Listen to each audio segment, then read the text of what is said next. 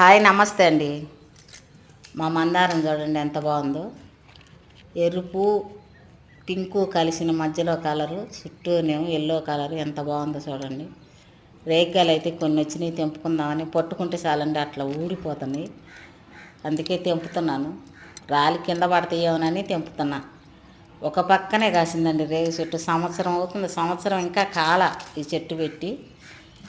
అయినా కాపు చూడండి ఎంత బాగా కాసింది. ఒక పక్కనే కాసింది, చెట్టు నిండా కాయలేదు, ఒక పక్కనే కాసింది. పూత అయితే ఫుల్లుగా వచ్చింది, కొన్ని అయితే కాసినాయి.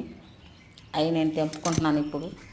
కాయ మట్టి బాగా సీట్ ఉంటుందండి. చెట్టుకు కూడా ముళ్ళు ఉండవు, రేగు చెట్టు అనే కానీ ముళ్ళు కూడా ఉండవు.